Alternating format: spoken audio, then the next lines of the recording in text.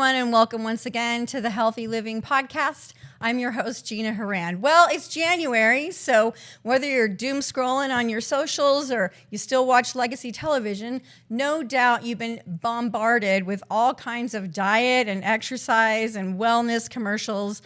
You know what I'm talking about, Amanda Gaskin. Yes. So, Amanda, you're here to help us navigate all of the weight loss, trials and tribulations, and basically navigate those murky waters. So, first of all, it's so great to have you here. Mm-hmm. I know you, but this is the first time we're actually meeting, yes. So this is awesome. Tell our viewers and listeners exactly what you do. So my name is Amanda Gaskin. I am a nurse practitioner. I've been a nurse practitioner 9 years now.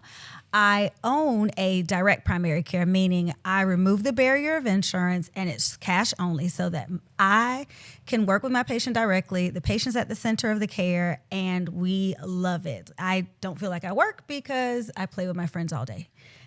Oh, I love that. Okay. Yeah, same here. Me and Cindy, all the time. But I love that about, your office. And of course, we've talked about it a lot. So I feel like you're the perfect person to talk to about, like I said, the wellness space and diet, exercise. And in January, it seems a little cliche. Yeah. But I swear I feel like the Wegovy ad is basically the new cars for kids. Like it's in my head all the time. So I have no clue about any of the new types of diets and wellness, but let's just start with why. Now, obesity is still a problem in this country, and I'd really like to just quickly talk about why for men and women. Start everywhere, your heart, your joints. Talk about, why we need to not be obese or overweight.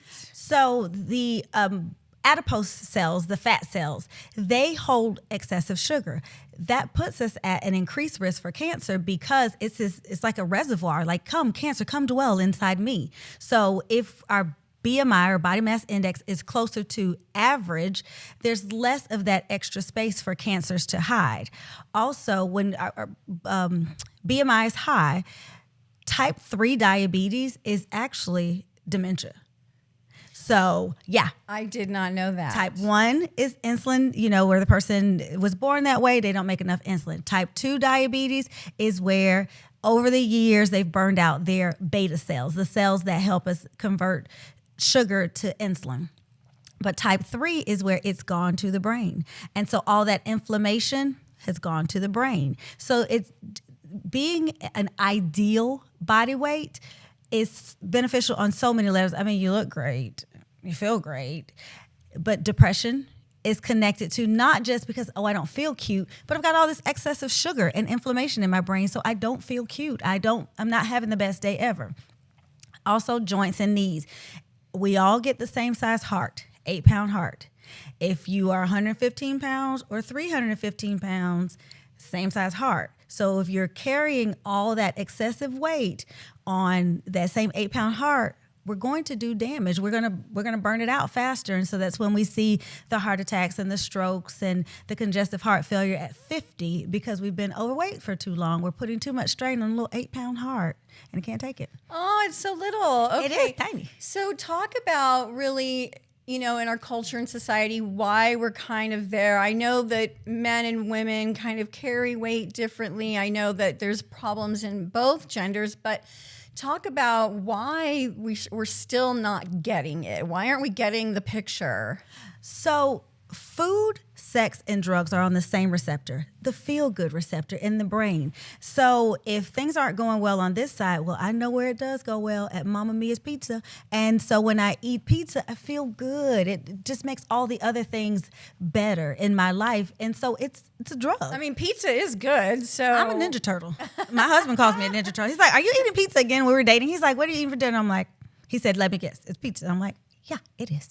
Right. But it's also the stress, the sedentary lifestyle, and the pizza because, they eat a lot of pizza in Italy, but they also walk everywhere. And we don't. Right. We don't even walk to our mailbox. We drive our car to the mailbox. That's correct. And so it's all of this, the foods, and then there's not a lot to do in certain places. So entertainment, when you're going out with your girlfriends, you're going to get something to eat. If family comes into town, you're going to get something to eat. And it's not the best things. It's not like in Italy where it's good and it's clean, it's fresh. Nope. It's mass produced. And so that's where it comes from. So a lot of our socializing is around food, and then our comfort is around food, and being bored is around food. And so that's what's adding to all of the obesity that we experience. So how does stress, make us also not, lose weight or help us gain weight? There was a commercial. It goes, stress equals cortisol. Cortisol equals fat. It's true. Okay, what is cortisol then? Cortisol is a hormone. So when you're stressed, your cortisol levels go up, and it's like a protective mechanism for the body, but it also holds fat. And so you won't lose weight if you're stressed. If you don't sleep well, you will never lose weight. So we run a very successful weight loss clinic. I start with, how well are you sleeping? If you're not sleeping, your body's not regenerating, we won't lose weight. I can throw every GLP-1 at you. I can glue your mouth shut. If you don't sleep well, you're not going to lose weight. Wow. Okay. So it's all inclusive then. It's holistic. It's a whole thing. Fantastic. So what about children? Why are children, especially in this country, not, why are they obese? Why is there this epidemic? So did you ever hear you needed to be a member of the Clean Plate Club? Always. Well, did I? Yeah, probably. Yeah, because I remember growing up and they're like, if you don't finish your plate, you're not a good person. Yes. And then they're starving kids in Somalia. Right. So the food, when we're eating, there's a stop point inside of us that goes, okay, I'm good. I've had enough. Well, grandma, mama, auntie teaches us, you need to finish that plate. So we learn to override it. And that's what's happening now with us as an adult. You've sat down to eat Chinese. Right. You are way past full with that Chinese. I know. It's so good though. But yeah. So when your body goes, that's enough, you go, no, but a few more bites. It's warm. It's good. It tastes delicious. That happened from childhood. We're teaching our kids not to listen to their body. We're teaching them override it because mama said, and I don't want to get in trouble, or I want to get up, or I want to have my cup because you won't give me my drink unless I finish everything on this plate. And so we're overriding what was enough for them to be sufficient. And so when people are sick, we go, you need to eat. Well, you really don't. Your body's fine. You will eat when you're hungry. And your body tells you. It will tell you. Yeah, but we're teaching children and ourselves, don't listen to your body. Finish the plate. Eat the Chinese. Right. Finish the pizza. It's so true. And, when I was a little kid, my grandparents grew up during the Depression, so I get that. I get it. They're like, you have to because they felt. But I also talk to these people. I don't have kids, but I talked to these people the other day, and they are trying this sort of new way, like when their kid is full, they don't have to finish. They sort of dictate, and that's giving them, the idea that, so being full is a thing. It is a thing. That's what the medications that we'll talk about later, the GLP-1s, that's all it is. It's putting back in there, I'm full, because we've been pressing snooze on it since we were 3 years old. Right. And now you're 47, and I'm telling you, you're full, that's enough, but you're used to snoozing it. And so one last thing about being overweight, what is the difference between men and women? Is there one? There's not that much difference. They're taller, so it's based on height. I am a very tall 4'11". Same. Wait, I might have edged you out by an inch, but I get it. Yes. So it's hard. We don't go up, we go out. We go out. Yeah. And we fat store because our body is designed to protect itself. So it thinks that you're in the desert and you're going to starve to death. So if you don't eat properly, we do all these fat diets, we will start to fat store. And then when that good sister menopause comes along. Yeah, I know. It's been a few years now. She is nobody's friend. Oh, no. You fat store even more. So like a woman in menopause, she could have eaten the exact same meal her entire life. I mean, literally her entire life. The day she goes into menopause or has a hysterectomy, she literally has to cut that down by 20% to maintain her weight. But we don't. We've like, I've always had yogurt for breakfast and a iced coffee, and I've always had a turkey sandwich for lunch, and I've always eaten, pot roast for dinner, and now I'm gaining 20 pounds. Yeah. Because you had to decrease it by 20%. Right, I hear you on that, but then a lot of times people say, oh, but if you go below a certain amount of calories, then your metabolism is all weird. It is true. I don't get it. We do really simple math at our clinic, 1,500. Yeah. I use that 1,500 calories as a standard, and I do this. I was a nurse in the hospital. Someone's laying there on a ventilator getting TPN tube fed. That bottle of TPN or liquid nutrition has 1,500 calories in it. Okay. So if that's what it takes for you to lay on a ventilator and just breathe, that's what you need to eat. Okay. So if you're eating 1,100, you're eating 1,200, your body's going to go into fat store. It thinks you're in the desert. And so it's going to go, nope, power down the cell phone, and it's going to store fat. But if you eat the 1,500 consistently, your body goes, she's good for it. She's going to eat tomorrow, burn the excess. She's sending nutrition tomorrow. Don't you worry. 1,500 is the standard that I give. I don't care if you're 6'4" or 4'11". 1,500 calories every day. I like it because it's easy to remember. It's easy. The 1,500. 1,500. Okay, I love it, Amanda. Well, when we come back, everyone, we're going to talk about all the different types of weight loss and diets that are out there and try to figure it all out with Amanda Gaskin. Don't go anywhere. We'll be right back. Is pain or restricted range of motion keeping you on the sidelines? Get back in the game with expert orthopedic care from UF Health Medical Group Orthopedics. UF Health Medical Group Orthopedics provides robotic-assisted surgical joint repairs and replacements, post-operative care, and inpatient rehabilitation services, all close to home, right here in Lake and Sumter counties. And for those unexpected injuries, UF Health Medical Group Orthopedics offers convenient walk-in and same-day appointments. To learn more or to schedule an appointment with one of their specialists, call 352-323-5665.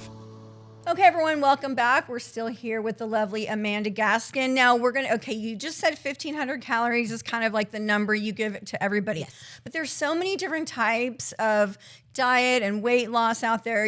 Of course, we all want to just do maintenance, just have a lifestyle where this is what you do. You understand portion control. You understand, like moving and going to the gym. And we were just joking about, probably like my great grandma stayed thin, smoking cigarettes and drinking martinis every day. But times are different. We can't quite do that anymore, right? No. So let's just go down the list sort of all the types of ways to maintain or lose or whatever. So I still am trying, mostly for financial reasons, and also I'm just trying it anyway. The old tried and true diet and exercise at 58. And, Looking good. Thank you so much. And, I think it's been between 8 and 10 years that I've, postmenopause. So, I kind of got lucky. It just came and went, and here I am. But I'm still trying it. Talk to me about, if you're 20 or you're almost 60 and still trying that method to maintain or lose weight.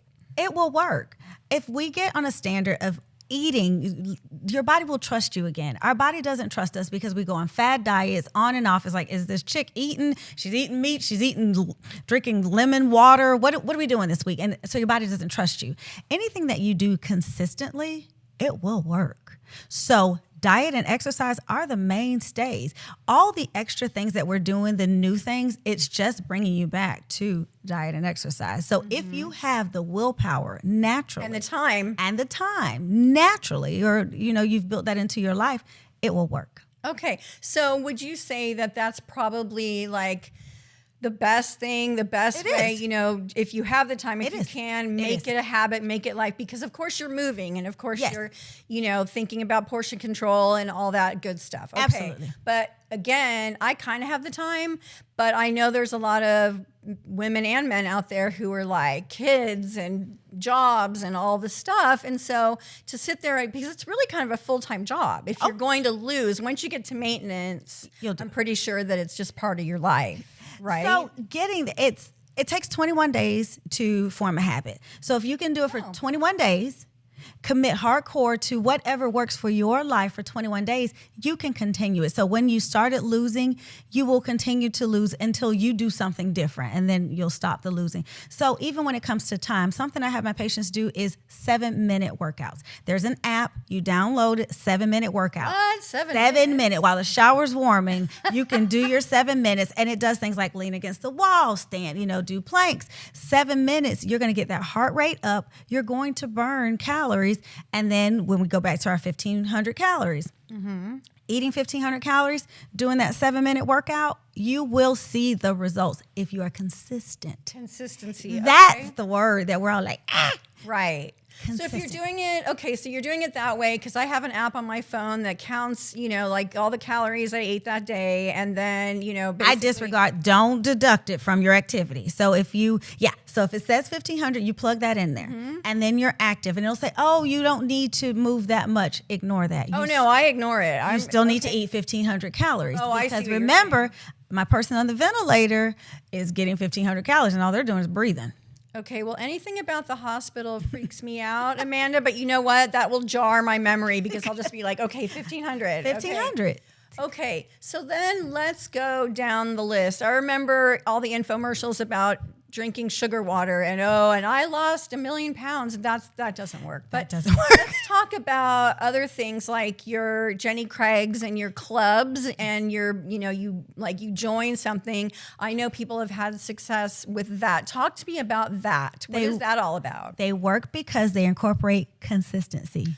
Again, you're doing it in community. Your girlfriend is going to be at the Weight Watchers meeting, the Jenny Craig. You're going to check in. It's accountability. So it's just getting you to do those things that you need to do consistently. So they do work. Weight Watchers, prior to GLP-1s, was the most successful weight loss program ever until the drugs came along. Right. Okay. So because it's a community, because it's community, it's consistent. You're basically saying, okay, I'll get you if you get me, and like you call each other and you hold each other accountable. It's like having an accountability. Absolutely. Okay. And then the points that were designed equated to 1,500 calories. Well, that's magical, Amanda. Okay, so what about Noom? Is that the same kind of thing? Noom, I think it works with the psychology of the brain. It's the why. Why do I do this? Why am I eating this? I'm not even hungry. What's the root cause? Like the driving force. Yes, what's the driving force of my nonsense? Am I bored? Am I sad? Right. Is it self-sabotage? So Noom is getting to the psychology of why you do the things that you do to get you back to consistently taking care of yourself. All right, so let's dive into the stuff I can't pronounce. Let's do it. The semaglutide. Yeah, I like and it. GLP-1 or GLP-1s. Okay, so talk about sort of when, because I know it's all over the place It's now everywhere. with the dancing people and doing their art projects, Yes, whatever. and they're so happy. And they're so happy. But when, how did it started with? Where did it come from? Where did it come from? Let's talk about the origin story of All right. semaglutides. Let's go. So GLP-1, it's working on a receptor in the brain. All of this goes back to our thought process. Okay. So GLP-1s were originally designed for diabetics, but during the studies, they thought, well, gosh, these people, their weight is dropping ridiculously. What's up with that? And then when they were doing the, analysis in the questionnaires, the people were saying, I'm not that hungry and I'm getting full fast. And they went, Well, if it works for the diabetics and the A1Cs, which is the gold standard of how we measure diabetes, whether it's controlled or uncontrolled, the A1C was coming down, but the weight was coming down. So there was a correlation between the two. So they went, if we just change the label, make it cost more, we can use this for weight loss. And so that's why the same drug had two names. It was, and actually it didn't start with Ozempic and Wegovy. It started with Byetta, which was a is a GLP-1, and Victoza. Same thing. People were losing weight. They weren't that hungry. And so we just, after research, same thing happened with Viagra. Viagra was originally studied for the heart. The heart, right? And then they went, well, all right. So, now we know what happened there, don't we? And so, except they're in a hot tub, and then the other people are dancing but whatever. around. Everyone's happy, I guess. I don't. And so the GLP-1, so that was the first one, Ozempic, that became popular. Ozempic was designed or branded for diabetics. The Wegovy is for weight loss, exact same generic drug, semaglutide. So the way I explain it is semaglutide is a shoe, Wegovy is a Nike, and Ozempic is a Reebok. They're both shoes. It's the exact same thing. It's the exact same dose. It's the exact same. Interesting. Yes. And so then when did it go from, diabetes to, and then now it's everywhere? I mean, even South Park did an episode on it, which I found to be hilarious. But I mean, it's pretty much mainstream now. So I don't know. So I worked for one organization, and I had samples and samples of Ozempic in my refrigerator and didn't use it for my I never used it for my diabetics. Right. Didn't think anything about it. And one of the nurses on the other side came in and she was losing all this weight, and I was like, "Girl, you look good. What are you doing?" She said, "I'm taking Ribelsis." And I was like, "What's Ribelsis?" And so she showed me, and I said, Ribelsis is the pill form of Ozempic of Wegovy. I have Ribelsis and I have Ozempic. Oh, so you already had it? I had it. I had it for months. And so she said, "Well, can I have your Ribelsis?" I'm like, "Sure." So I gave it all to her. But then one day I took a little for myself and I went, "Did I just lose 12 pounds in a month?" And so, and then we're going to talk about that in a minute, but it's okay because it seems to me that if you say, well, you can't go below this amount of calories, so it's just making you full, and that's basically it. What's the difference between? So here's where, when we start under eating, you will start losing. You've heard you'll lose your muscle mass, and so then that's where the Ozempic face came from, because. So those who weren't being followed by doctors, they were getting it from wherever, Well, just wherever. Yeah. Well, all they know is I took it and I wasn't hungry. There was no one saying, whoa, let's watch your protein. Whoa, let's make sure you're getting your calories. All this person knew was, I hit it once a week and the scale is dropping. Right, like do the jab and then off you go. Then right. off I go. And so then we got Ozempic face, where you went from looking 37 to 97. Oh my gosh, I never heard of that. What? Okay. Oh, yes, Okay. because we need protein. We need the calories to lose. So, yes, you lost weight, you lost fat, but you lost your muscle at the same time. Right. And you didn't look as good as you thought you did. So people need help. People need to be monitored. People need a professional. Yes. People, okay, well, that is where we will come back in just a minute and talk to Amanda about all the things you need to do when you're on semaglutides, GLP-1. Am I pronouncing that correctly? are. I don't know. And we're going to have some questions from our viewers. Don't go anywhere. We'll be right back with Amanda Gaskin. Are you ready for your future to take flight? Whether you're graduating high school or looking to level up, Lake Sumter State College offers affordable degrees and certificates that will punch your ticket to success in a rewarding career. Plus, with programs like Direct Connect to UCF, your opportunities with LSSC are endless. So, what are you waiting for? Join us in Leesburg, Claremont, Sumterville, Four Corners, or online. Learn more at lssc.edu. Okay, everyone, and welcome back to the Healthy Living Podcast. I'm still Gina Horan, still talking to the lovely Amanda Gaskin. So we want to, first of all, before we start talking about any advice, always consult your physician. This is not a wellness podcast where we're just going to fly off the handle and say stuff. Okay, so please talk to your doctor before you do anything with this advice. Please and thank you. Yes, but you are a nurse practitioner, so you're fully trained and all this stuff, and you do have people coming to your offices all the time for medically assisted weight loss. Am I saying it right? Yes. Awesome. So, and you have men and women come to your, okay, perfect. And how long have you been helping with this? This is our 4th year. Fantastic. And have you seen good success? Oh, my goodness. My front desk, my receptionist lost 100 pounds in 10 months. Wow. And that's healthy?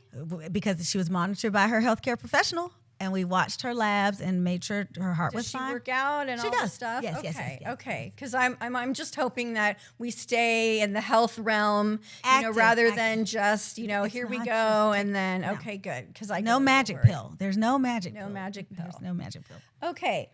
So Melissa from Groveland asks, I'm only interested in using GLP-1s as a short-term boost to get me started. Is that okay? Will it work? And will there be any side effects? Yes, it will work, because remember, our goal is to create consistency. So I explain it's training wheels. So I'll tell you, I need you to eat 1,500 calories. I strongly encourage intermittent fasting because there's so many health benefits associated with intermittent fasting. Oh, can we talk about that real quick? Yes, ma'am. Because I'd love to. Let's do it. Intermittent fasting, it's where you eat in intervals. So I'll tell someone, I don't want you to eat I want you to stop eating at 8 o'clock at night. I want you to eat tomorrow at noon. And in that 8-hour window, you need to spend all your 1,500 calories or your points. Sure, I need sure. it all spent, no leftovers. What about coffee though? Like coffee in You the can morning? have black coffee because it's not going to cause your blood sugar to spike. Okay. The whole goal, there's two systems in our body. So there's one that's fueled by glucose, so the sugar from the foods that we eat, even a carrot turns into sugar. And then there's one that's fueled by our own natural fat cells. The fat cells, if you don't give your body any sugar, it's going to keep going. So it'll say, well, send me some fat. So it breaks down those fat cells, turns into energy. And so you get a great weight loss. Mental clarity is chef's kiss. Cells, they go through and they do, I say it's like scanning for defective cells, scanning the body for defective cells, Yeah. and it will repair. Yeah. A cell that was about to go rogue and do some crazy roguey stuff. stuff, repair, because we're Okay. not feeding it any sugar. We only gave it broken down fat cells, so it's like, well, I can't get jiggy on that, and so it just dies. That's a long time without eating, though. I mean, Actually, you wake it's up not. and then it's around noon, I guess, and then you're like, You're woo, fine. let's do You're it. fine. So intermittent fasting with the 1,500 calories. So doing these injections is just training wheels. It's going to keep you're not hungry until noon, but you Right. know you need to eat, hungry or not, at noon. And then once you've been doing that for the 21 days, yes, you can come off of it. Just maintain those good habits. You've Right. been doing it so I ask my patients, give me 6 weeks. Do it for 6 weeks. You can come off of it. Just keep doing the things that I taught you during those 6 weeks. And we make them come in weekly. None of this take it home and do it on your own. No. You need accountability. That's what I was going to ask you. So for Melissa, if she wants to do that, she really should come in for the short term and have assistance. Yes. Because if she does it on her own, what's the point, right? Once you've made that big purchase and it's Yeah. sitting in the refrigerator, maybe she'll take it every 7 days. Maybe she won't. Yeah. Maybe she'll do the things she's supposed to. Maybe she won't. But if you're looking at, my medical assistant has green eyes. I'm like, you look in those green eyes, you will not do the things that you need to do because she'll give you the stink eye. I love that. Scares me. Do not suffer fools, do you? Okay, I love that. So Barbara from the Villages asks, I'm almost 80 and I don't have diabetes, but I'm about 40 pounds overweight. I barely eat 1,200 calories a day. Would this be okay or would you recommend it? I would ask Miss Barbara to step up those calories. I need her to step it up and making sure it's protein heavy. So I wouldn't recommend it for Miss Barbara if I want her to get the 1,500 calories. Yeah, okay. Well, fair enough. Connie from Mount Dora asks, I heard that this program curbs appetite. Is that it? Why can't I just eat less? We talked about that earlier, but let's be specific for Connie. So if she has the discipline to say, no matter what, I'm going to eat my 1,500 calories, then she doesn't need it. But if she is a human who wears a flesh suit, she's probably going to need a little help to stay in that box. Okay. Deborah from Lady Lake asks, what is continuity of care and is it important? It's very important. So I do primary care. If one of my primary care patients that I know everything about them goes to the hospital or they go to a specialist, I need that back. I need to know, what did you find? What did you recommend for my patient so that I can make adjustments in my plan for them? So that's the continuity of care. And yes, it is vital because some of us will be writing duplicate medications. Some of us will write things that are contraindicated. And if you don't pick it up at the same pharmacy, you could end up with things that don't jive well together, or based on family history, you shouldn't be taking this, that, or the other. So continuity care is extremely important. And that just means sticking with the same Sticking with the same team. Okay. Pick one coach, a primary, who kind of quarterbacks everything for you, and then you go wherever you need to go, but make sure there's one gatekeeper for your care. That's good advice. Okay. Susan from Tavares wants to know, what if the drugs run out? I guess she's heard that there might be a shortage, or what's that all about? I don't know. If they run out, we will find more. Okay. If we built it once, we'll build it again. There will be more. So not to worry then Don't about worry. that. Maybe that's just like a conspiracy. It's out there. kind of maybe a marketing thing. Oh, I see. Well, that's okay. You can Raise the say price. that. Sarah from Leesburg wants to know, is it dangerous to share medications with your buddies? So that's a great question, because I talked earlier about the South Park episode, and it was kind of a joke. All the ladies were having parties, and it's like, oh, do you have any left? Oh, do you have any left? I mean, I'm not really sure that goes on, but I'm guessing it's not a good idea. The dose that's prescribed for you is for you. So if it's like giving an antibiotic. If I wrote it for your tooth, I need you to take it all. I don't need you to give your cousin a little bit because you didn't get it all. So the dose that's written is for one person. So it's really not the best idea to share because you're not getting maximum benefit. Right. So don't share. Don't We're gonna share. say that. Okay. No, this caring is not sharing. Yeah. No. Awesome. Okay, so is an oral semaglutide as effective? This is my question, actually. Is it effective as injectable? Yes, ma'am. Yes. Yes. So Yes. same old. Same old. So you don't have to get the shot. The half-life is just different. That's why it's dosed daily. So the starting dose is 3 milligrams, and then it goes up to 7, and then there's a 14. The half-life on the oral, just because of the way it breaks down in the body, is just shorter. So you have to take it every day versus the injectable, it lasts 5 days. So it's dosed at 7 days. But it's the same. All right. Well, I have a guy that asked me a question.